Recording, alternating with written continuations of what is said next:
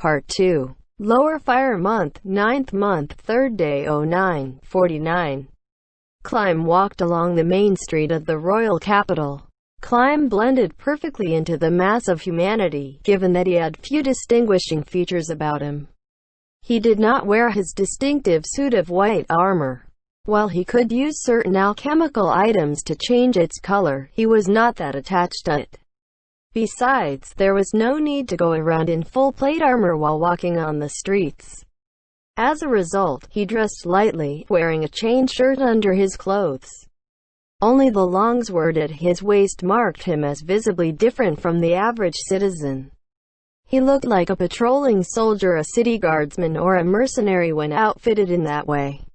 Some people would avoid him, but they would not clear out of his path in the way they would for someone in heavy armor. Anyone in such a panoply ought to be an adventurer. It was not so much that they need the protection as the publicity. Dressing in an eye-catching way was not a strange thing for adventurers because it helped promote themselves. Some of them even favored unique and provocative fashions to make a strong impression on others. Thus, word would spread and their reputation would build. In other words, dressing oddly was something like a trademark of adventurers. However, there was no need for high-end adventurers like the members of Blue Rose whom Climb was going to visit to do so. At their level, they would make conversation just by walking along the street. Soon, he saw an adventurer's inn along the road. Said inn had a stable and a large yard for sword practice. Its beautiful exterior promised an equally exquisite interior, and the guest windows were fitted with pieces of clear glass. This was the royal capital's most expensive inn. It was a gathering place for adventurers who were confident of their skills and able to pay the onerous bills. Climb opened the inn's door, paying no heed to the guards which flanked it. The drinks bar Kumding Hall occupied an entire floor, but it was sparsely populated with adventurers, considering its size. This clearly showed the rarity of high-paid adventurers. The clamor within quieted for a moment as several curious gazes were thrown in Climb's direction. He did not mind, and looked around the interior. Most of the people in here were powerful-looking adventurers. Just about everyone here could defeat Climb with ease. Every visit to this place made Climb realize how tiny he was. He resisted the urge to fall into despair, and his eyes focused on a point within the inn. In front of him in the innermost depths of the inn was a round table. He looked at the two people seated around it. One of them was tiny, dressed in a long black robe which covered their entire body. Their face could not be seen. It was not because the light was insufficient, but because they wore a strange, full-face mask set with a bloodstone. There was a narrow crack running along eye level, but that did not even reveal the color of the eyes underneath it. Then, there was the other person. If the first person was a midget, then this one would be a giant. Seeing this person brought the word boulder to mind. Indeed, that person had a stout and massive body, but that girth was not born of obesity. That person's arms reminded observers of logs, while the neck which held the head up seemed as wide around as a pair of a woman's thighs. The head which sat upon that neck was squarish in shape. The heavy-set chin, currently clenched closed in the way that person's eyes surveyed its surroundings, reminded one of a carnivorous beast. The blonde hair upon that head was trimmed short for the sake of practicality. That person's chest bulged mightily under their clothes, as though on proud display. Said chest resembled nothing so much as thoroughly honed pectoral muscles. Put more clearly, this was no longer a tender feminine bosom. This was the adamantite-ranked adventurer team composed solely of females. Blue Rose. The two of them were members of Blue Rose. One was the arcane magic caster Evil Eye, while the other was warrior Garen. Climb approached them. One of the people he was looking for nodded, and then bellowed huskily, "Yo, cherry boy." The gazes that had been slowly drifting away all focused on Climb once more, but nobody mocked him. Instead, they turned away once more, as though in sympathy for him. They did this because they knew that even for Mithril or Calcum-ranked adventurers, showing the slightest bit of disrespect to Garen's guest was not so much bravery, but foolhardiness. Climb bore the insult and approached steadily. No matter how many times he pleaded with her, Garen refused to address Climb by his proper name. That being the case, the best course of action he could take was to give up and pretend he did not care. Good to see you again, Garen saw San, an evil eye Sama. He arrived before the two of them and bowed. Oh, it's been a while. What, come to sleep with me, have you? Garen jerked her chin, indicating that he should take a seat. There was an evil, savage grin upon that square face of hers. Climb simply shook his head blankly. Garen said the same thing every time, to the point where it had become something like a form of greeting. However, she was not joking in the slightest. If Climb answered yes, even in jest, she would immediately drag him into a singles room on the second floor. Climb would be helpless before her irresistible arm strength. Garen, who prided herself as a cherry picker, was such a person. In contrast to Garen, Evil Eye faced stoically forward, her face unmoving. Perhaps she was eyeing Climb under her mask, but he could not be sure of that. No, that's not it. Aindra-sama bade me come. Leader did. Yes. I come with a message. You might need to move out in a hurry. I'll explain the details when you get back. However, Aindra-sama wishes the two of you to ready yourselves and prepare for action at any time. Understood. Still, you've gone to a lot of trouble for such a small thing. Garen's face lit up with a broad smile, and Climb remembered that he had something else to tell her. Today I had the good fortune of sparring with Stronov-sama. The move you taught me, then the big downward chop, met with Stronov-sama's approval. Garen had taught him that blow in the practice yard behind this inn. Her face split with a grin, as though she had been the one who had been praised. Oh, that move. Not bad, kid. Still, yes. I won't be satisfied with just that. I will continue to practice and seek perfection. You've got to keep trying, of course. But you should also think about what to do if someone counters that move. Think of a move to continue from it. Was it coincidence, or merely a unity of opinions from a pair of first-rate warriors? What Garen had said was much like Gazef's own feedback. A look of surprise came over Climb's face at the similarity of their words. Garen seemed to have read his reaction the wrong way, and laughed. Of course, you have to use that chopping move I taught you as a finishing blow, otherwise it's meaningless. Then she continued. In truth, you need to pick a move from all the others out there that has universal applicability.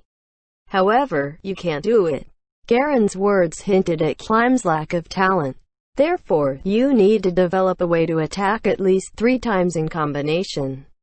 That combo must be one that keeps your foe from counterattacking, even if they manage to defend against it.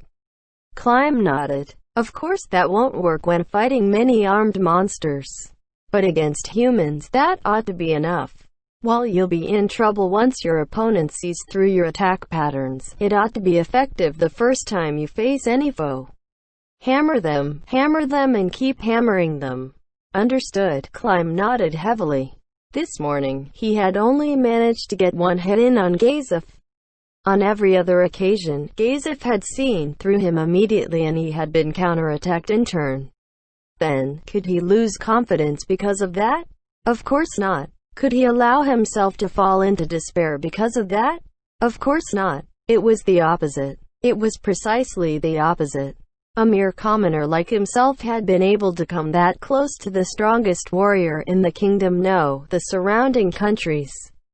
Climb knew that Gazef had not begun to show his true power, but to Climb, who had been walking a pitch-black path with no light in sight, it was a tremendous dose of encouragement. It was like telling him, your efforts were not in vain. As he thought about that, he fully understood what Garen was trying to say. He was not confident that he could develop a good combination attack, but he was willing to try. A flame had been lit in the depths of his heart. He was determined to become stronger, so that he could draw out more of Gazef's strength the next time he sparred with the warrior captain. Right, I think you asked Evil Eye about something before, didn't you? Something about learning magic? Yes. Climb glanced at Evil Eye. At that time, she had merely laughed at him from under her mask and the matter had been forgotten. Asking her the same thing now, when nothing had changed, would only yield the same answer. However, kid, a muffled voice reached his ears. Her voice was quite surprising, even without removing the mask she wore. The mask she wore was not particularly thick, so it should have been easy to make out the qualities of her voice. However, there was no way to tell Evil Eye's age or any emotional inflections from it. At the very most, he could conclude that she was female. It was an emotionless, even voice that sounded both old and young at the same time. That was probably because Evil Eye's mask was magical. But why did she have to conceal her voice? You have no talent. Work hard somewhere else. She did not allow him any room to respond, as though there was nothing else to be said. Climb knew her meaning very well. He was not talented in magic. No, that was not all. No matter how hard he practiced his swordplay, how many times he bled and blistered and calloused his hands, he could not reach the level he longed for.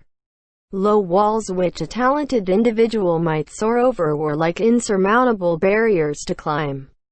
However, he could not give up on working hard to surpass that unbreachable limit. Since he had no talent, he had to hope that his unrelenting effort would help him improve in some way. You don't seem happy with that. Having sensed the emotions under Climb's iron mask, Evil Eye continued.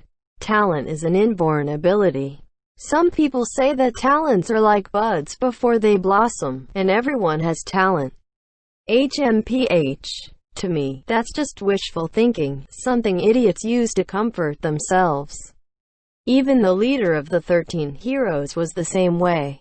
The leader of the 13 heroes.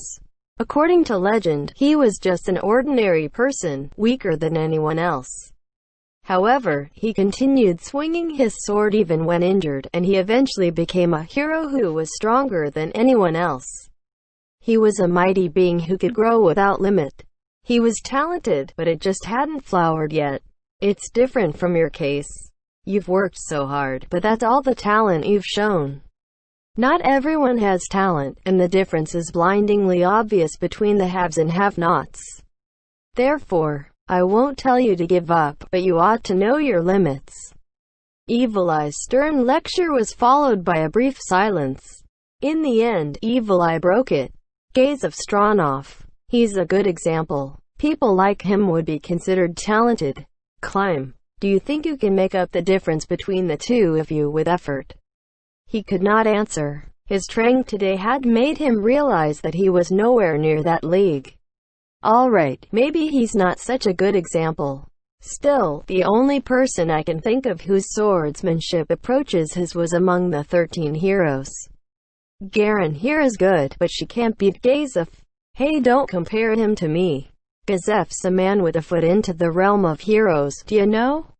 HMPH. You're a heroic woman too. Although the woman part is in doubt. As soon as Evil Eye's voice trailed off, Garen laughed and answered.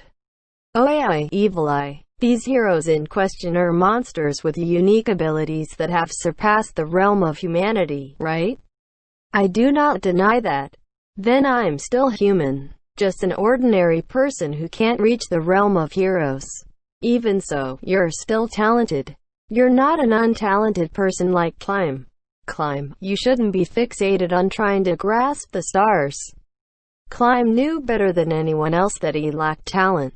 Even so, hearing her repeat you have no talent was very depressing. That said, Climb had no intention of changing his life's goal. This body exists for the princess. For her, I will. Perhaps she sensed a martyr's resolve from Climb, but in the end, Evil Eye scoffed from behind her mask. So you're not giving up, even after I've said all that? Yes. Foolishness. Utter foolishness. She shook her head forcefully, unable to understand him. Moving forward while clinging to an unreachable dream will set you on the way to destruction. You know that, right? I'll tell you again, you need to know your limits. I understand. You may understand, but you don't care at all, do you?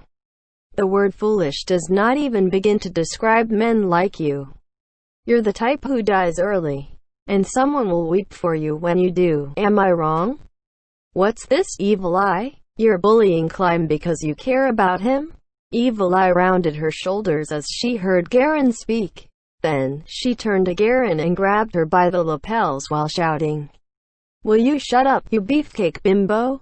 Hey, you know I'm right, right?" Garen was content to let Evil Eye hang on to her while she replied nonchalantly. Evil Eye was speechless for a moment, and then she sank back into her chair. Then, she turned the topic back towards Climb. Start by learning about magic. Once you know more, you'll be able to understand how magic using enemies think. You'll be able to pick a more correct course of action that way. Won't learning all those spells be a bit much for him? Of course not. The fact is, there aren't that many spells which magic casters use. Just focus on the commonly used ones. If you can't even do that, then you should just give up. Evil Eye muttered. Besides, he'll only need to study up to the 3rd tier. That shouldn't be a problem. I say, Evil Eye, we all know spells go up to the 10th tier, but nobody can use magic of such a high level. Yet you know about it. Why's that? Evil Eye had a schoolmarmish look on her face as she fiddled around under her robe. Climb suddenly realized that the sounds around them seemed further away now. It was hard to describe, but it felt as though there was a thin film surrounding them. Don't panic. I just used a pointless little item. Climb did not know that the activation of that item was a sign of how worried she was about being overheard. All he knew was that Evil Eye intended to answer Garen's question in strict seriousness. Now that she had gone to that extent, he sat up straight in his chair. In ancient myths, little more than legends, there was mention of beings known as the 8 Greed Kings. They were known as people who had stolen the power of gods, and the tales speak of how they once ruled this world without absolute power. Climb had heard the story of the 8 Greed Kings. While they were not too popular, given that they were only children's tales, anyone with a little bit of knowledge would know of them. In summary, the beings known as the 8 Greed Kings appeared 500 years ago. Some said that they stood as tall as the heavens. Some said they looked like dragons, but in any case the 8 Greed Kings devastated the nations in an instant, dominating the world with their power which could move mountains and part the seas. However, their desires ran deep, and they fought each other for their possessions, resulting in their mutual extinction. This story was not popular for obvious reasons, but debate raged over whether or not it was merely a children's fairy tale. Climb personally felt that it had been greatly embellished. However, a small group of people among the adventurers believed that the 8 Greed Kings existed and that they commanded powers beyond those of any in this modern age.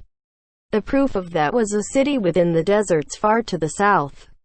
Rumors said that it was the capital built when the 8 Greed Kings conquered the continent. As Climb lost himself in his thoughts, Evil Eye continued speaking. Apparently, the 8 Greed Kings possessed numberless powerful magic items, and the mightiest of them was called the Nameless Spellbook. At least, that's what people call it. That's the answer to everything. Ah, so those spells are recorded in that book. Indeed. They say that the 8 Greed Kings of legend left that unimaginable powerful magic item behind, a book which records all the world's spells. Also, they say that due to some kind of magic, even newly developed spells appear within its pages as well. Climb knew of the 8 Greed Kings, but not of this tome. He had a rough idea of how valuable this item truly was, but he remained silent and listened. We know of the existence of 10th tier spells because of this item. Of course, there aren't many people who know of the Nameless Spellbook itself. Climb gulped. Will you be searching for that Nameless Spellbook? Climb only asked that question because he knew that they were top-class adventurers. Evil Eye snorted, as though to say, "Don't be ridiculous. HMPH. They say that the book is defended by powerful magic and nobody can touch it but its rightful owner.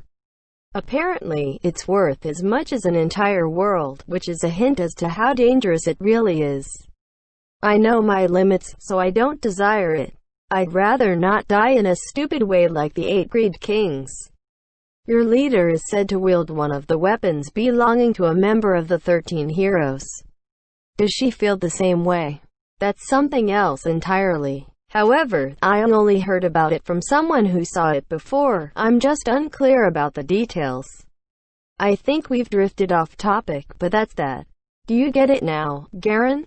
After that, Evil Eye looked somewhat puzzled, which was quite rare for her, and then she said, "Climb. Don't forsake your humanity in the pursuit of power."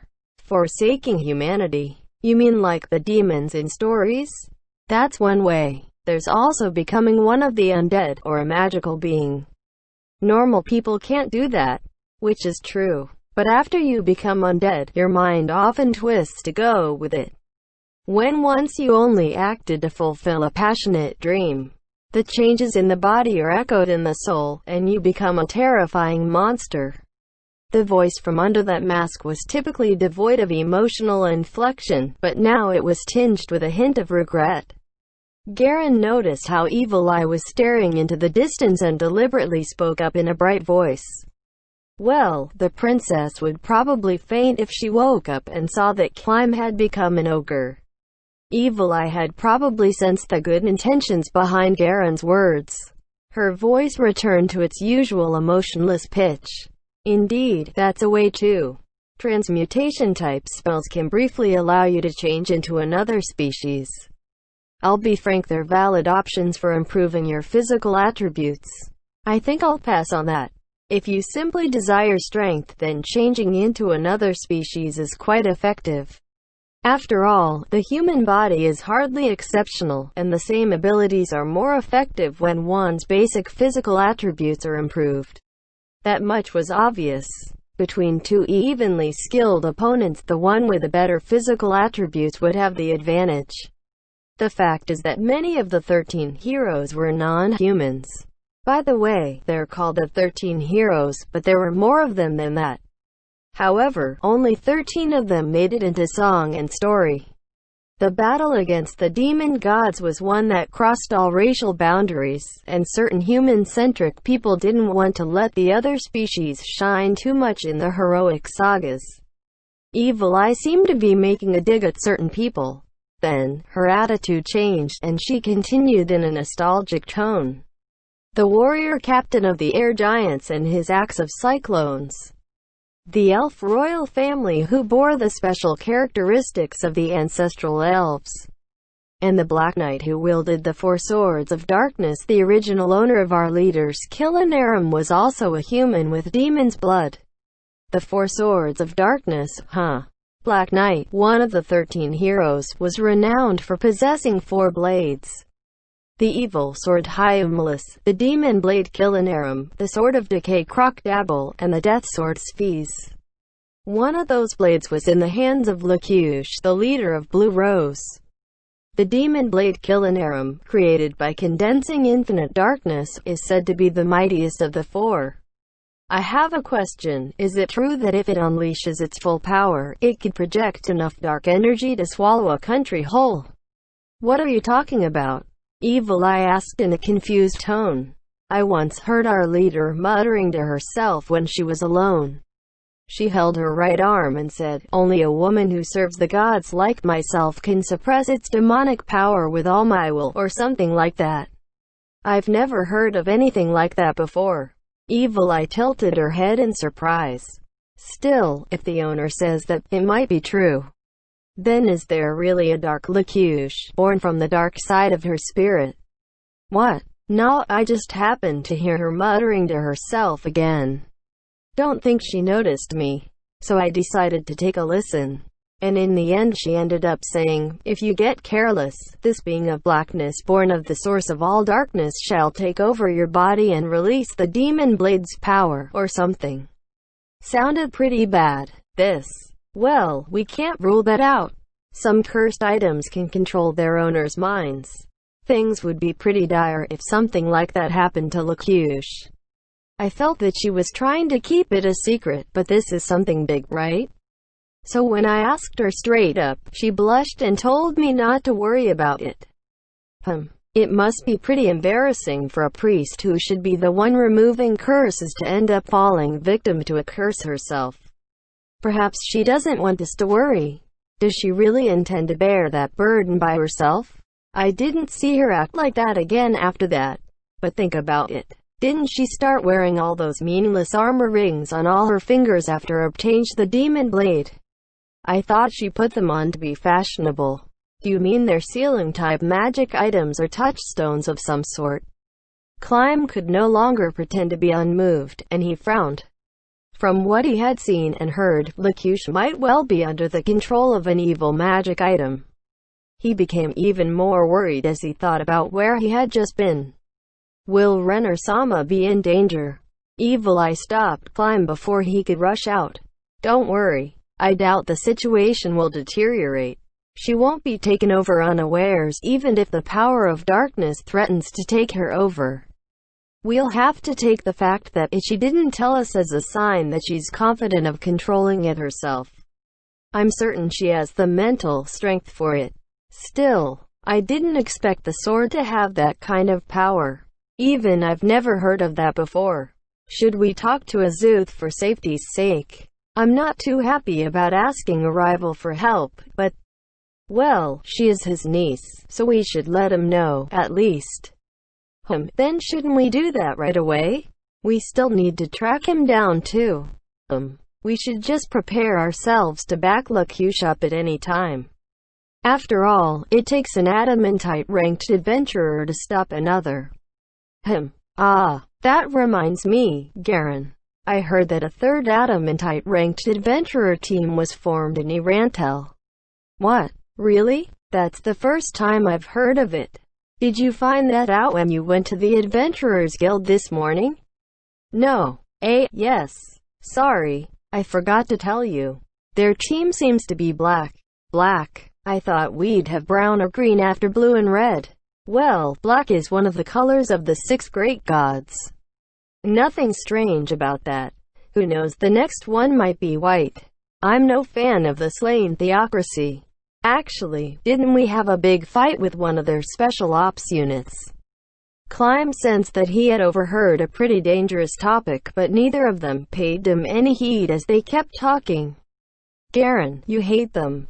Well, they did try to kill me once, but I understand how they're thinking. Or rather, their sworn mission is to defend all of mankind. Isn't that proper, from the perspective of humanity as a species? So you mean it's alright to massacre innocent demi-humans and elves for that goal? There was a clear look of disgust on Garen's face, and the flames of anger burned in her eyes. Evil Eye bore her anger, and shrugged. There's quite a few human nations around here, like the Kingdom, the Holy Kingdom, the Empire, and so on. But did you know, Garen? The further you are from here, the fewer human-led nations there are.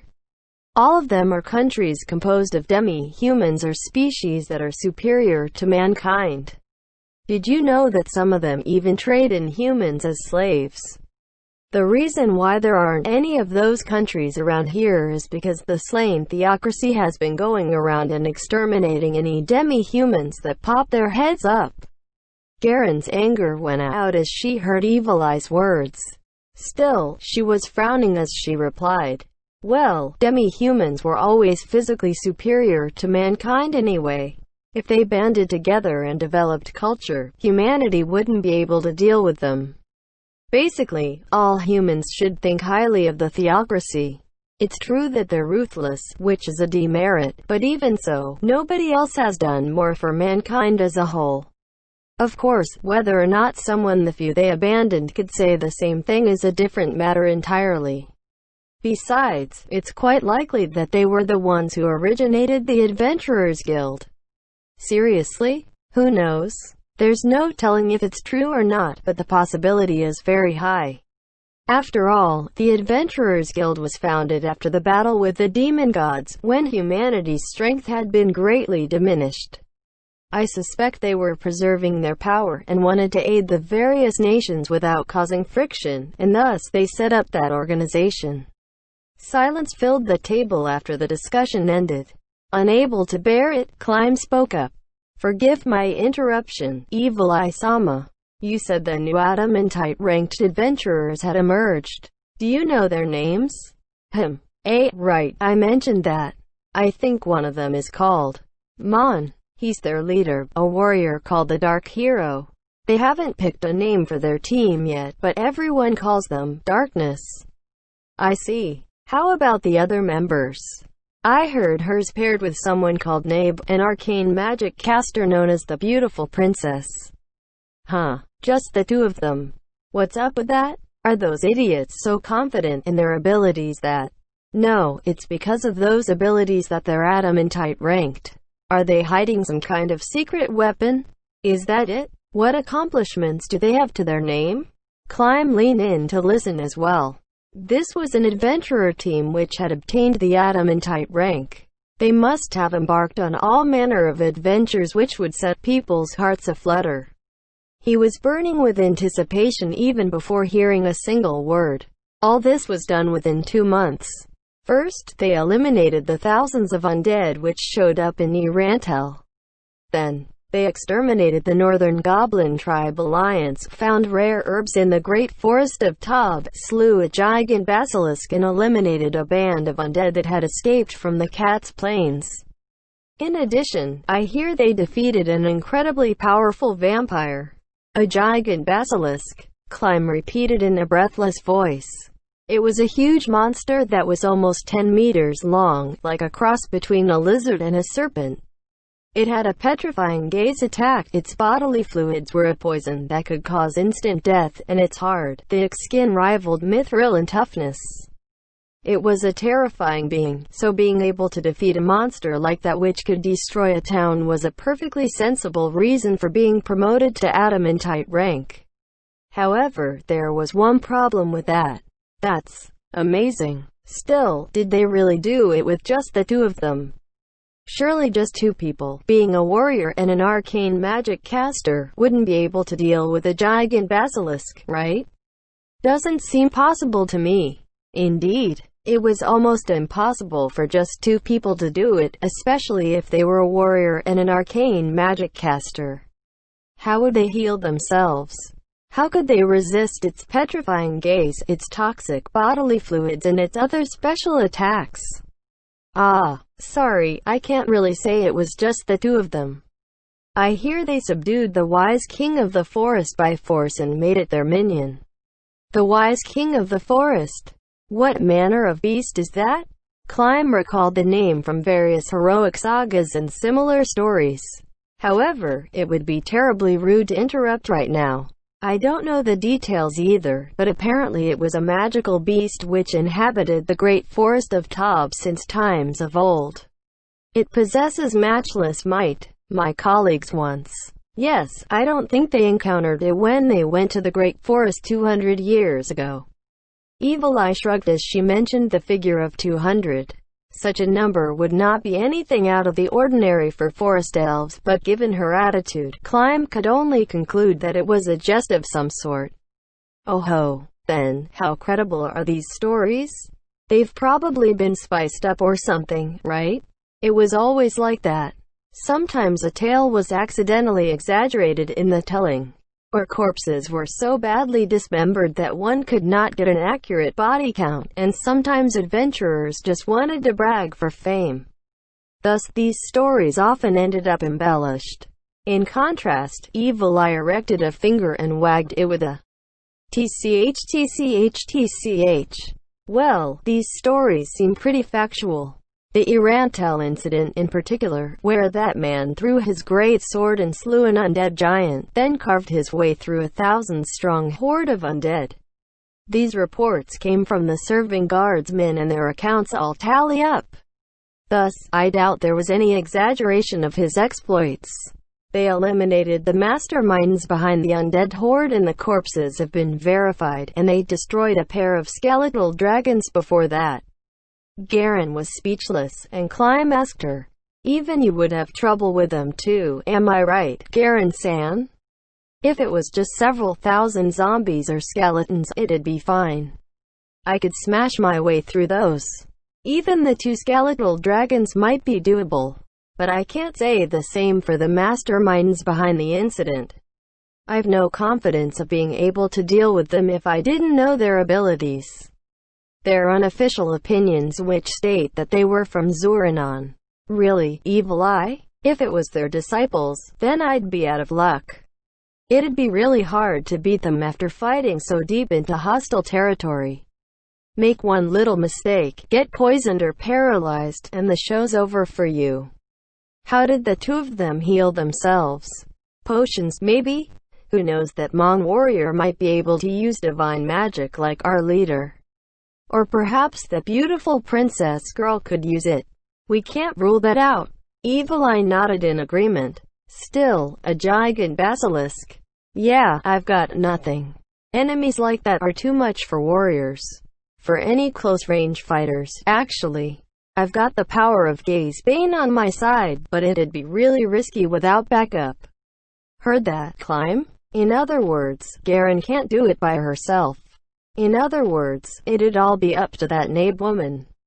Maybe you could do the same if you were paired with her. Could you? Ah, it'd be easy if she was as strong as Evil Eye.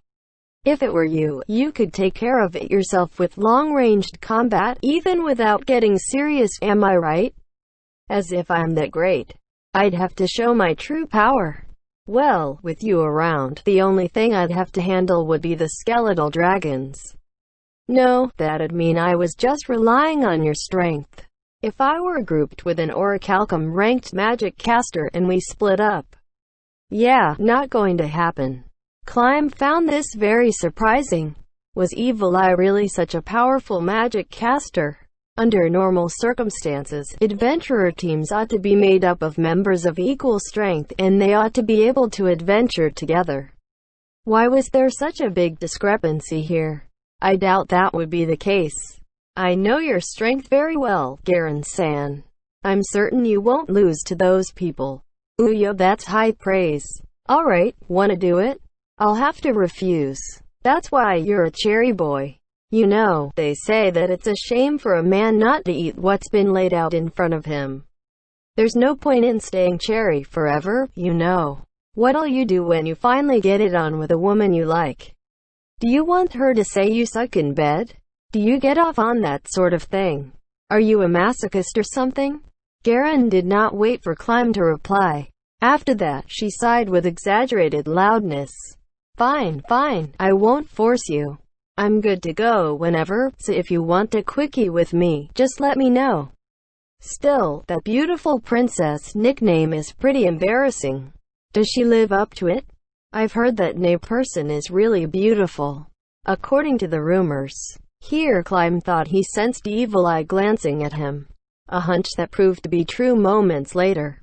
She's as beautiful as the kingdom's golden princess. Garen flashed a knowing look at Climb, like he was a bad boy. Climb guessed what she was going to say, and stole a march on her. Beauty is in the eye of the beholder. To me, nobody is more beautiful than Runner-sama. Ah, that's true. Her tone clearly stated, what a shame. I guess we've wasted too much time on idle chatter. Sorry for making you listen to our babbling. After this we'll do as Lakush says and get ready. Garen and Evil Eye rose, and so did Climb. Sorry, Climb. I really wanted to have some fun with you, but I don't have the time. Please, don't worry about it, Garen-san. And thank you for your words of wisdom, Evil Eye-sama. Garen carefully studied Climb, and then laughed tiredly. Alright then. You should be going back right away, so we'll leave our leader to you. Good seeing you around, cherry boy. Oh, that's right. You need to make sure you're properly equipped. WuxaWorldAudio.com. That thing on your belt isn't your usual weapon, right? Yes. This is a spare. Something might come up. Armor's one thing, but you'd best keep your sword by your side. It's a basic self-defense principle for adventurers, especially warriors. Do you have the item I gave you? The bells. They're here. Climb patted the pouch on his waist. Really now? That's good. Remember, we're warriors. All we can do is swing our weapons. Sometimes, situations occur that can't be dealt with using weapons. That's when you use magic items to help you out with those. You need to obtain as many magic items as possible and keep them on you. Got that? Also, make sure you have at least 3 healing potions on you. Alright. They've helped me out more than once. Climb had owned 3 such bottles, but he only had 2 on him right now. I understand, he replied. Well, aren't we being nice to someone today? Come on, give me a break, Evil Eye. Sorry I delayed you. I just wanted to say, don't slack on the preparations and be careful. I understand. Climb bowed deeply to Garen.